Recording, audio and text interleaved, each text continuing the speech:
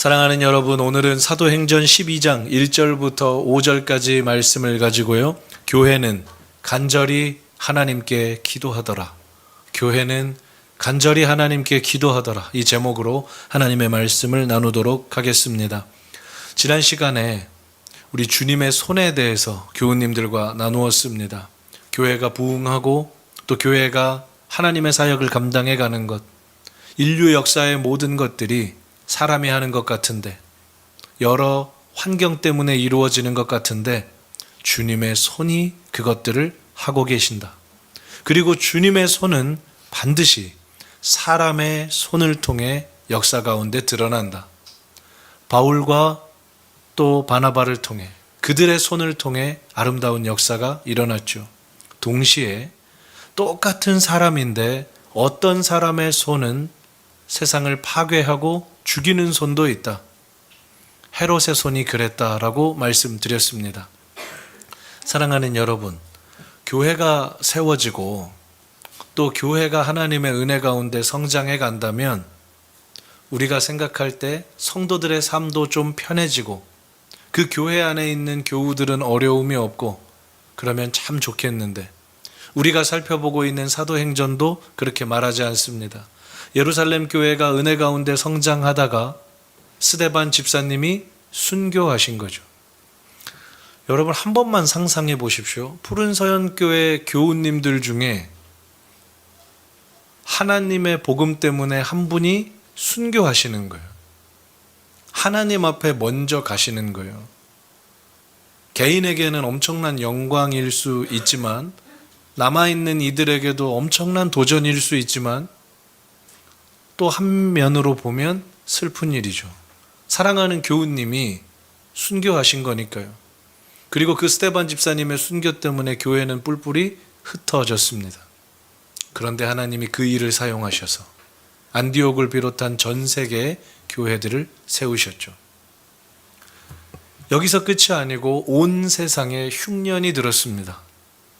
그래서 그 흉년 때문에 모두가 괴로워하고 있는데 하나님은 그것을 또 사용하셔서 분립개척되었던 안디옥 교회가 모교회인 예루살렘 교회를 돕는 기적과 같은 일을 보여주셨죠.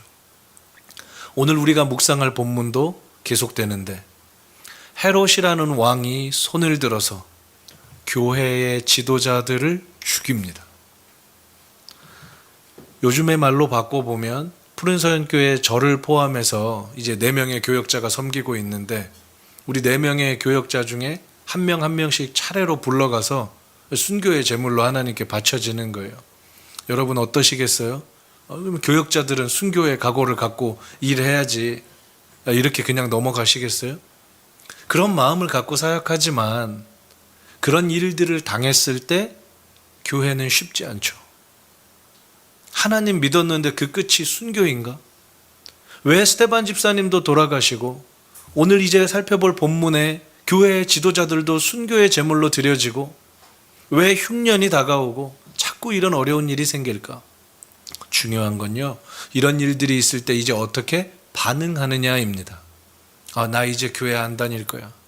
교회 다니면 무서운 일이 너무 많이 생겨. 이제 신앙을 좀 그만둘 거야 하실 수도 있고요. 오늘 말씀의 제목처럼 이런 상황 가운데 교회는 더욱더 간절히 하나님께 기도할 수도 있습니다. 오늘 5주년을 맞이하면서 푸른서연교회는 하나님 기뻐하시는 방향으로 잘 가고 있는지, 하나님께서 우리 공동체와 함께 하시는지, 지난 한 주간 저에게 끊임없는 질문이었고 오늘 말씀을 통해 주님이 우리에게 말씀해 주셨다 확신합니다. 이제 말씀을 살펴보겠습니다. 1절 말씀입니다. 그때의 헤롯 왕이 손을 들어 교회 중에서 몇 사람을 해하려 하여 라고 나와 있죠. 그때에 라고 시작합니다. 여러분, 여기서 그때는 바로 앞에 있는 11장 30절을 받으면서 시작하는데, 사도행전 11장 30절을 보면 바나바와 사울이 안디옥 교회의 헌금을 가지고 예루살렘을 방문했던 내용이 기록되어 있습니다. 그러니까 이어본다면 이렇게 되는 거죠. 흉년이 들었습니다. 그 흉년 가운데 안디옥 교회 성도님들이 십시일반으로 헌금을 모아주셨어요. 그 헌금을 바나바와 사울이 예루살렘 모 교회로 전달하는 그때에, 이 귀한 나눔을 하는 그때에 헤롯 왕이 손을 들었다라고 기록합니다. 여기 기록된 헤롯 왕도 있고, 성경을 보시면 마태복음에도 누가복음에도 헤롯 왕이 나오니까 좀 헷갈리실 수 있는데요. 성경에 헤롯 왕이라고 이 번역된 왕들이 최소 4명이 나옵니다.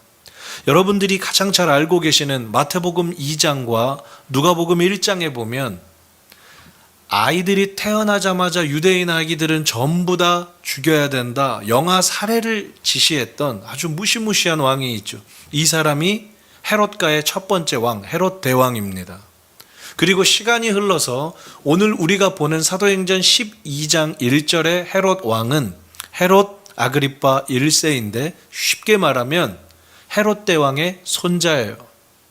할아버지는 유대에 있는 아이들의 생명을 다 빼앗아가는 일에 자기 손을 들었고, 손자는 교회의 지도자들을 순교의 제물로 바치는 일에 손을 들었습니다. 이 헤롯가의 일들이 지금 이렇게 기록되어 있는 거죠. 몇 사람을 해하려 하여 라고 이렇게 기록되어 있는데, 헤롯은 바보가 아니거든요. 헤롯도 왕이거든요. 교회 공동체를 가만히 보니까, 여러분 이게 중요합니다. 겉으로 볼 때요.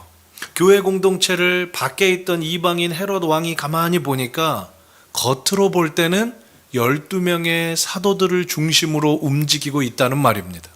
우리는 알고 있죠.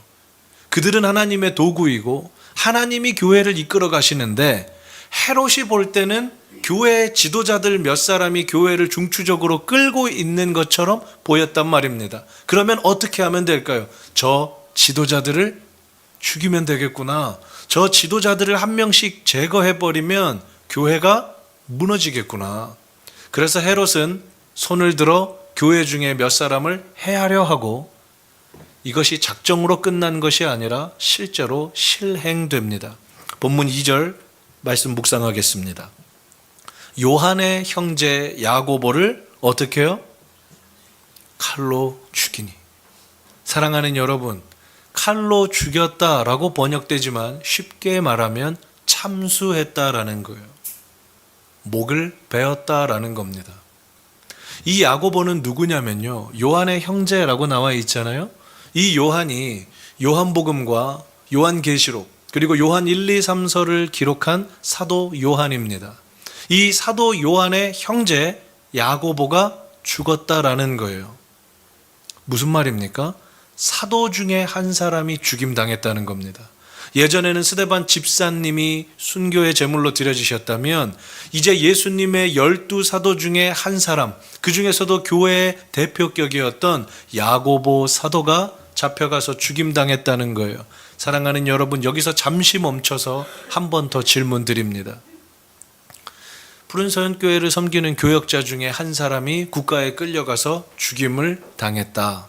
자, 우리 푸른서연교회는 어떤 일이 일어날까요?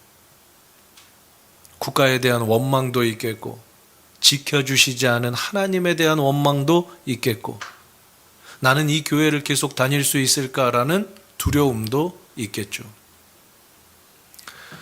어떻게 이분이 잡혀갔는지, 어떻게 돌아가셨는지, 그리고 그때 교회는 어떻게 반응했는지는 성경에 나와 있지 않습니다. 그런데 분명한 것은, 오늘 말씀을 이제 찬찬히 살펴보겠지만, 예루살렘 교회 성도들은 이 일 때문에 흔들리지 않고 오히려 더욱 하나님을 구합니다.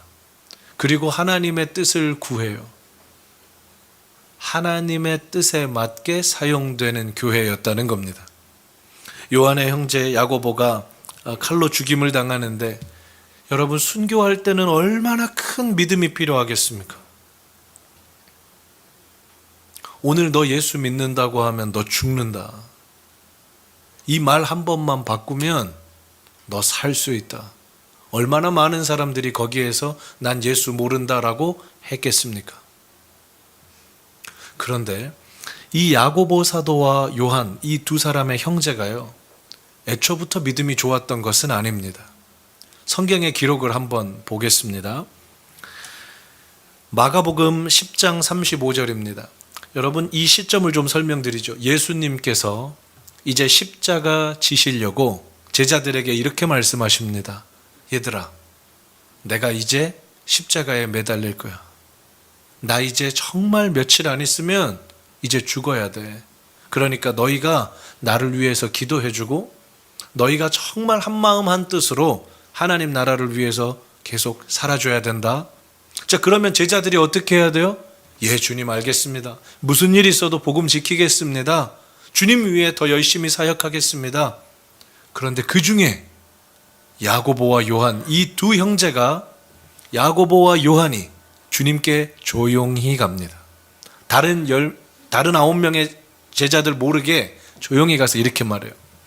선생님, 저희 두 사람이 지금부터 어떤 요청을 할 건데요. 무엇이든지 구하면 들어주십시오. 아니, 재밌지 않습니까? 어떤 얘기를 먼저 하고 이거 들어주실래요? 안 들어주실래요? 해야 되는데 예수님은 지금 무슨 말씀하셨다고요? 나 이제 십자가 지고 곧 죽는다. 근데 그 예수님의 마음은 아랑곳하지 않고 자기들 얘기하는 거예요. 그건 모르겠고요. 지금부터 제가 무슨 얘기를 할 건데 무엇이든지 들어주셔야 됩니다. 무엇이든지 들어주셔야 돼요. 거절하시면 안 됩니다. 자, 다음 말씀 볼까요? 37절. 예수님은 십자가 지고 죽으신다 하셨지만 잠시 뒤에 엄청난 영광을 받으시고 이 나라를 다스릴 왕이 되시지 않겠습니까? 착각하고 있는 거죠. 근데 그때 우리 중에 하나는 우편에, 또 우리 중에 하나는 좌편에 앉게 해 주십시오. 무슨 말이죠? 예수님 왕이 되시면 쉬운 말로요, 영의정, 좌의정, 우의정 한 사람씩밖에 없잖아요. 그 일들은 누가 해야 된다는 거예요? 우리 야고보, 요한 형제가 해야 된다는 거예요. 나머지 사람들보다 우리가 탁월하다는 거예요. 그러니까 이 이야기를 모두 있는 데서 못하고 예수님께 가서, 예수님 알죠? 나중에 제일 좋은 자리, 그 장관 2자리는 우리 형제 거예요. 예수님은 마음이 얼마나 아프셨을까요? 이게 누구라고요, 여러분? 오늘 본문에서 순교의 제물로 돌아가신 야고보 사도와 요한 사도의 철없을 시절입니다. 그렇게 말하고 있었어요. 자, 예수님께서 이제 중요한데 이 두 형제에게 예언을 하나 해주세요. 다음 말씀 보시죠. 너희는 우편에 좌편에 앉아서 영광을 누리겠다고 하는데, 사랑하는 야고보야, 사랑하는 요한아, 잘 들어라. 내가 지금 마시려는 잔을 너희가 마실 수 있겠느냐? 내가 받는 죽음이라는 세례를 너희가 받을 수 있겠느냐? 이때 야고보와 요한이 이 말이 무슨 말인지도 모릅니다. 그리고 뭐라고 하는 줄 아셔요? 우리가 받겠습니다. 내가 마시겠습니다. 주님은 또 이렇게 말씀하시거든요. 39절입니다. 이 두 제자, 할 수 있습니다. 저희가 받을게요. 그 마시는 잔이 뭔데요? 내가 마실게요. 받는 세례 뭔데요? 내가 받을게요. 자리만 좀 주세요. 주님이 이르시되, 너희는 내가 마시는 잔을 언젠가 진짜로 받을 거야.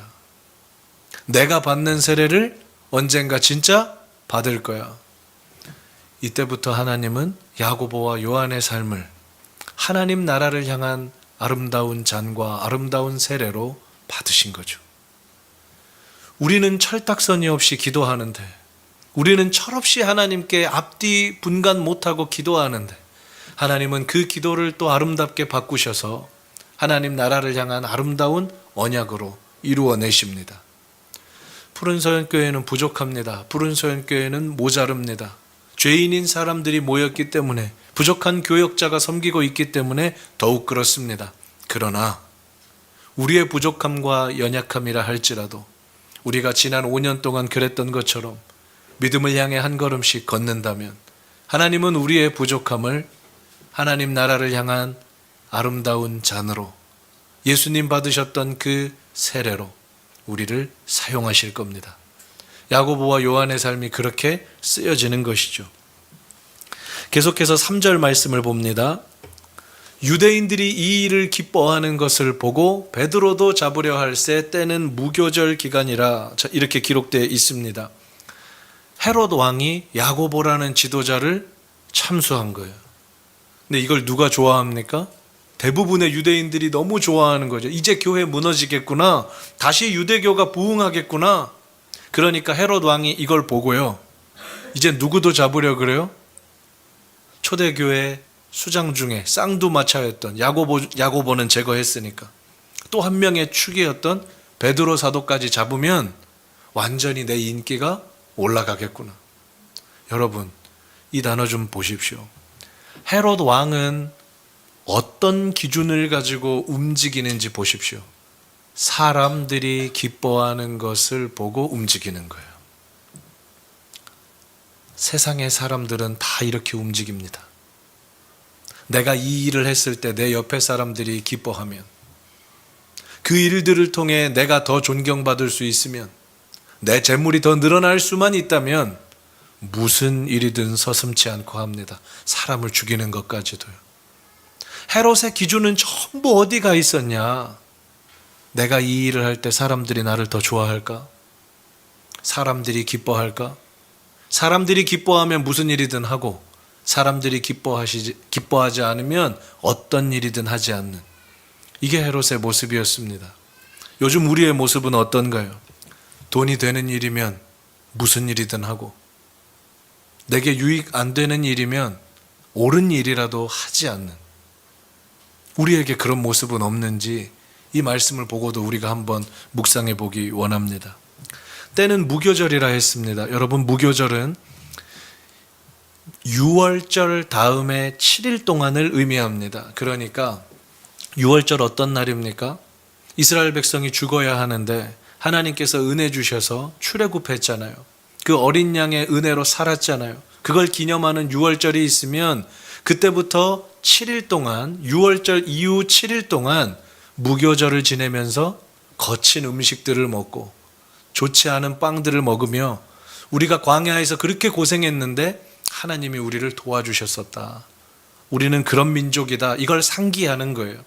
그래서 유대의 전통이 있습니다. 유월절이나 무교절에는 절대로 사형을 집행하지 않아요. 하나님 앞에 드리는 큰 명절이기 때문에 사형 집행자가 있다 할지라도 무교절과 유월절 때는 어떻게 한다고요? 집행하지 않아요. 근데 유대인들은 그 전통을 스스로 깨고 예수님을 무교절 기간에 십자가에 죽입니다. 왜 그럴까요? 사람들이 기뻐하는 것이면 무슨 일이든 하기 때문이에요. 사람들이 기뻐하는 일이면 무슨 일이든 하기 때문에. 오늘 우리에게도 이 말씀 무겁게 들려지기를 원합니다.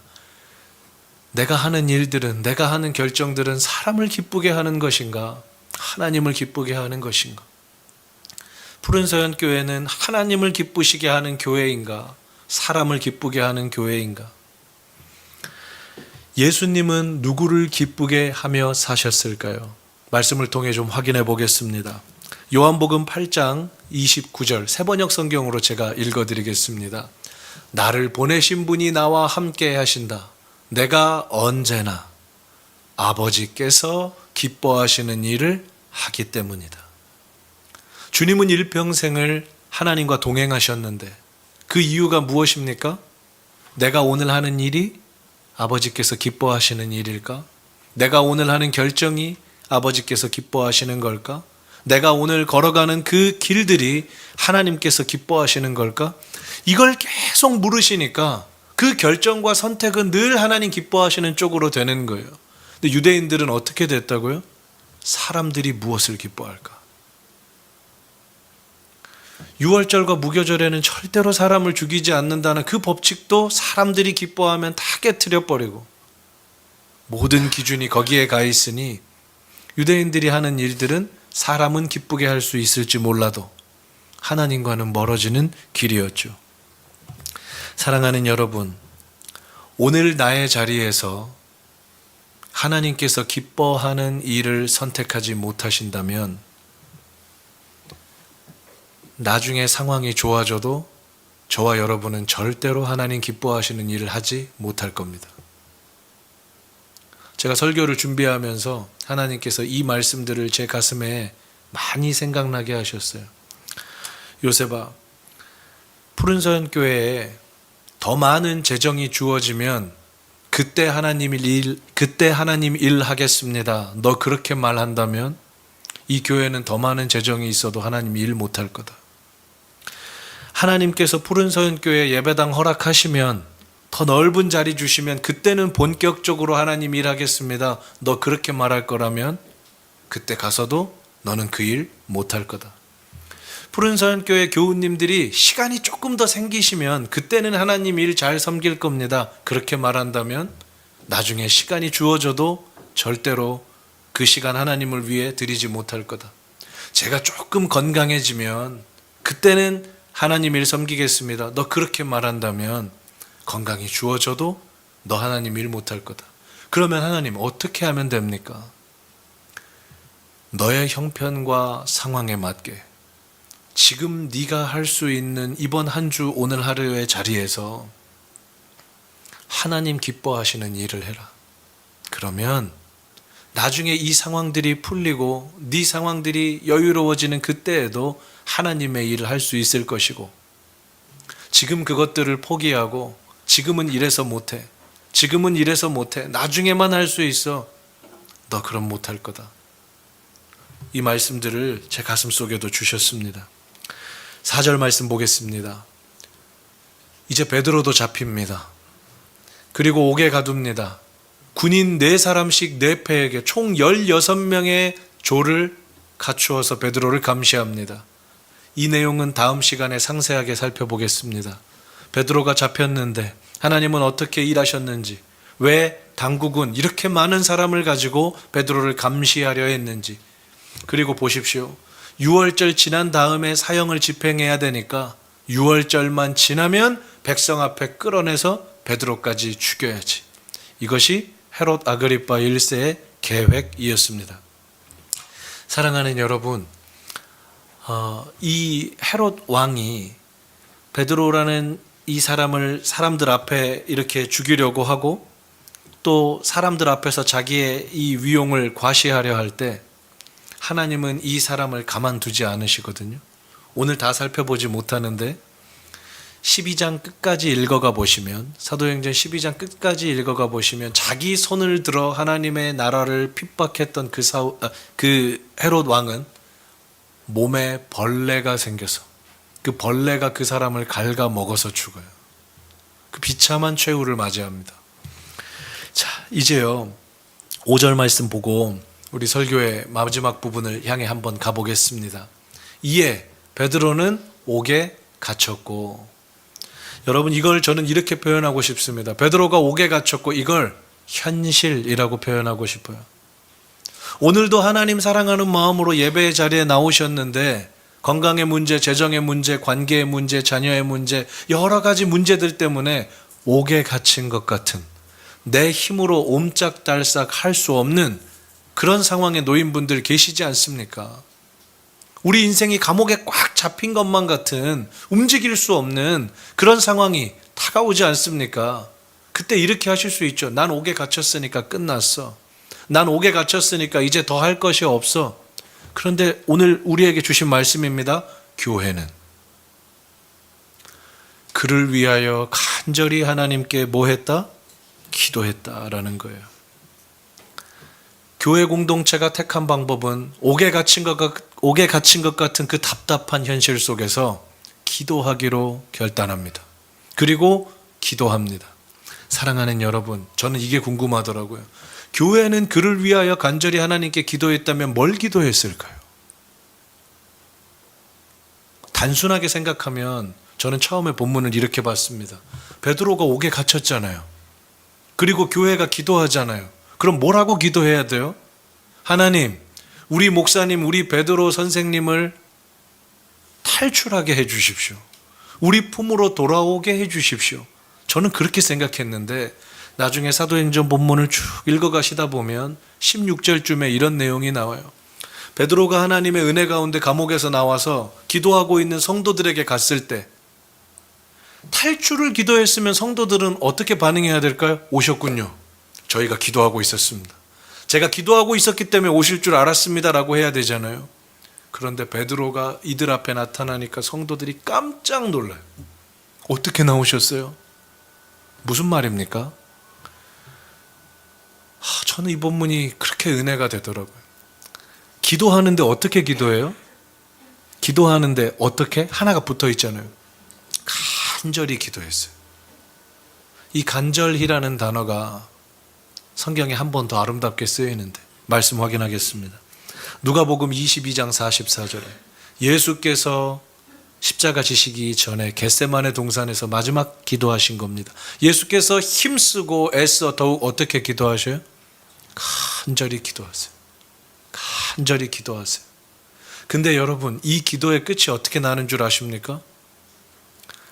아버지, 제가 십자가 앞두고 너무 두려워서 육신의 기도로는 이 십자가를 지나가게 해주시면 좋겠는데, 그러나 나의 원대로 마시고 아버지의 원대로 하옵소서. 아니잖아요. 십자가를 앞에 두면 살려달라고 해야 되잖아요. 옥에 갇혔으면 탈출시켜달라고 해야 되잖아요.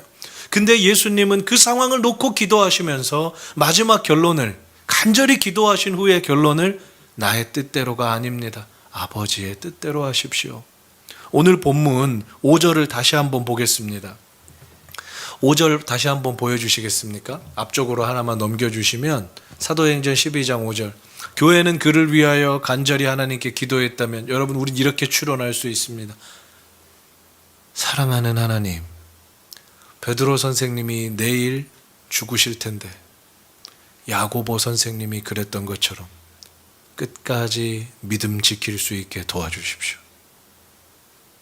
우리 베드로 목사님이 끝까지 하나님의 영광, 순교의 제물로 아름답게 드려지도록, 우리의 원으로는 그분이 탈출하면 좋겠으나 우리의 원대로 마시고 아버지의 원대로 하옵소서. 교회의 기도가 얼마나 아름다운지, 얼마나 아름다운지. 말씀을 정리하겠습니다. 사랑하는 여러분, 교회는 간절히 하나님께 기도하는 공동체인데 예수님의 이 기도를 꼭 마음에 품어보십시오. 하나님, 내 상황을 놓고 오늘도 기도할 겁니다. 나는 옥에 갇힌 것만 같은 그 답답한 상황 가운데, 해결되지 않는 문제와 슬픔 가운데 나 혼자 신음하고 있습니다. 그런데 하나님, 간절히 기도하다 보면 그 끝에 나의 기도 제목이 내 원대로 마시옵고 아버지의 원대로 되기를 원하나이다. 이 기도가 내 입에서 터져 나오길 원합니다. 때로는 나 혼자 힘들어요. 그래서 여러분 앞뒤 좌우에서 함께 예배하시는 공동체를 주셨어요. 혼자 기도하는 거 아닙니다. 지난 5년 동안 우리에게 주신 가장 큰 은혜가 무엇입니까? 내 좌우 앞뒤에 나의 문제를 가지고 함께 울어줄 수 있는, 육신의 가족보다 더 자주 얼굴을 부대끼며 사는 교회를 주신 거예요. 내가 힘들 때 그들이 날 위해 기도해 줄 겁니다. 그들이 힘들 때 나도 그들의 가족이 되어 기도해 줄 거예요. 그걸 교회라 합니다. 여러분, 이 시간 기도하시며 주신 말씀 기억하시고, 또 동시에 정말 내 기도가 필요한 그를 위해 기도해 주시면서 문제 해결만 놓고 기도하지 마시고 그의 인생에 아버지의 뜻이 이루어지게 해 주십시오. 하나님, 간절히 기도합니다. 이 은혜가 있기를 바랍니다. 오늘 설교의 내용을 다 담아서요, 우리 같이 찬송하고 기도할 텐데, 나의 영혼이 잠잠히 라는 찬양입니다. 가사를 묵상하시고 오늘 설교의 내용을 기억하시며 우리 그렇게 나아가겠습니다. 제가 가사를 불러드리겠습니다. 묵상하며 찬양합시다. 나의 영혼이 잠잠히 하나님만 바랍니다. 왜 그렇습니까? 나의 구원이 그에게서 나기 때문입니다. 나의 구원이 그에게서 나는, 여러분 스스로에게 말씀하십시오. 나의 영혼아 잠잠히 잠잠히 잠잠히 너 하나님만 바라라. 하나님만 바라라. 나의 소망이 저에게서 나는도다. 나의 소망이 저에게서 나는 도다. 오직 주만이 나의 반석 나의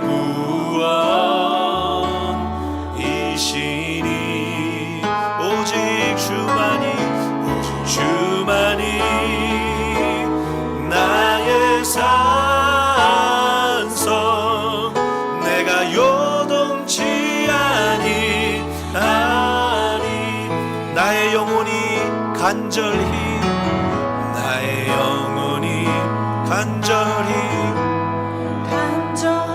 여호와를 갈망하며 나의 입술이 여호와를 찬양하리. 나의 입술이 여호와를 찬양하리. 나의 영혼이 즐거이 나의 영혼이 즐거이 여호와를 따르리니. 우리의 제목입니다. 나의 평생에 여호와를 송축하리. 나의 평생에 여호와를 송축하리. 오직 주만이 나의 반석 나의 구원이시니 오직 주만이 나의 산성 내가 요동치 아니. 우리 찬양합니다. 너희는 가만히 있어. 너희는 가만히 있어. 주가 하나님 되말지어다. 열방과 세계가 웃네. 주가 높임을 우리 두 손 높이 들고 한번 찬양합시다. 사랑합니다 내 아버지. 사랑합니다 내 아버지. 찬양합니다 내 온 맘 다여. 선포합니다 예수 그리스도. 주님 오심을 우리 마지막으로 한 번만 더요. 사랑합니다 내 아버지. 사랑합니다 내 아버지. 찬양합니다 내 온 맘 다여. 선포합니다 예수 그리스도. 주님 오심을 기다리며. 사랑하는 여러분, 지난 5년 동안 하나님이 하셨습니다. 그리고 오늘 우리에게 말씀하십니다. 푸른소연 교회가 앞으로 나아갈 길입니다. 교회는 하나님의 영광을 위하여 간절히 기도하는 공동체입니다. 내 인생을 두고 기도하고 내 옆에 있는 옆 사람의 인생을 두고 기도하고 함께 간절히 기도하며 우리의 원이 아니라 하나님의 원이 우리 공동체와 우리 삶 가운데 이루어지는 그 성숙한 공동체로 첫 발을 내딛습니다. 이 말씀 기억하며 주님의 이름 한번 부르고 간절히 기도하며 나아갑니다. 주여. 사랑하는 하나님, 지난 5년 동안 하나님이 은혜를 주셨고 오늘도 예배하게 하시니 감사합니다. 하나님, 우리의 인생은 헤롯의 인생입니까? 야고보와 베드로의 인생입니까? 내 앞에 있는 문제를 그저 해결해 달라고만 하는 게 아니라 하나님의 원대로 되게 하옵소서. 때로는 내 생명 취하실지라도 아버지의 원이 내 삶에 이루어지게 하여 주옵소서. 한 걸음 한 걸음 내가 하는 것이 아니라 하나님이 기뻐하시는 일이면 할 수 있는 믿음을 주옵소서. 하나님이 기뻐하시지 않는 일이면 멈출 수 있는 용기를 주옵소서. 반드시 행할 일은 행할 수 있는 믿음과 나의 원대로 기도하는 것이 아니라 간절히 하나님을 위해 기도하며 간절히 하나님의 은혜를 위하여서 기도하며 하나님 나아가는 믿음의 공동체가 되게 하여 주십시오. 헤롯과 같이 살지 않게 하시고 그 목숨 하나님께 드렸지만 야고보와 베드로처럼 끝까지 한번 우리 일생을 아름답게 살게 해주십시오. 하나님, 지난 5년 동안 한 주 한 주 주님의 말할 수 없는 은혜로 여기까지 왔는데 그 주님의 은혜 앞에 하나님, 나는 우편에 나는 좌편에 하나님이 모습 벗어버리게 하여 주시고 간절히 하나님께 기도할 수 있는 믿음의 지경을 넓혀주셔서 우리 하나님 아버지 주시는 그 사람들을 잘 감당케 하여 주십시오. 하나님, 사랑하는 하나님, 지난 5년 동안 단 한 주도 주님의 은혜가 없었던 적이 없습니다. 다 하나님이 하셨습니다. 안디옥 교회를 섬겼지만 이름이 지워졌던 몇 사람들처럼 우리도 그와 같이 되기를 원합니다. 주님의 교회만 든든하고 아름답게 세워지기를 소망합니다. 주님은 십자가를 이야기하시는데 나는 우편에 나는 좌편에 이 철없는 제자들의 모습이 아직도 우리에게 있습니다. 주님은 함께 복음을 전하자고, 주님은 함께 교회를 세워가자 말씀하시는데 주님, 내 문제 이거는 이렇게 해결해 주시고 저건 저렇게 해결해 주시고 아직도 그 수준에 머물러 있는 우리를 불쌍히 여겨주시고 나중엔 순교의 제물로 자기의 삶을 드릴 수 있었던 야고보 사도와 같이 우리의 믿음도 성숙하게 해 주십시오. 사람이 기뻐하는 대로 결정하는 인생, 사람이 기뻐하는 대로 결정되는 교회가 아니라 하나님께서 기뻐하시는 대로 결정하는 인생, 하나님께서 기뻐하시는 대로 결정하는 교회가 되게 하여 주옵소서. 교회는 간절히 하나님께 기도하게 하여 주시고 우리의 원대로 마시고 아버지의 원이 이 교회와 우리 삶 가운데 이루어지는 은혜를 주옵소서. 특별히 하나님, 우리 김주환 집사님의 아버님과 양정훈 집사님의 수술을 위해 기도합니다. 영적 가족들이 간절히 그들을 위해 기도할 때 아버지의 원이 그들의 삶에 이루어지는, 아버지의 살아계심이 증거되는 은혜를 주옵소서. 이번 한 주도 내 마음 내 뜻대로 살지 않게 하시고 이 말씀 내게 주신 말씀으로 받고 두렵고 떨리는 마음으로 한 걸음 한 걸음 주님만 따라가게 하옵소서. 지금은 우리 주 예수 그리스도의 은혜와 하나님 아버지의 크신 사랑하심과 성령님의 인도교통 충만하신 은혜가 간절히 기도하며 아버지의 뜻이 우리 삶 가운데 이루어지기를 소원하는 부른서연의 모든 교우님들과 함께 예배하는 이들과 김주환 집사님의 아버님과 양정훈 집사님의 인생 위에 이제로부터 영원토록 함께 있을지어다. 아멘.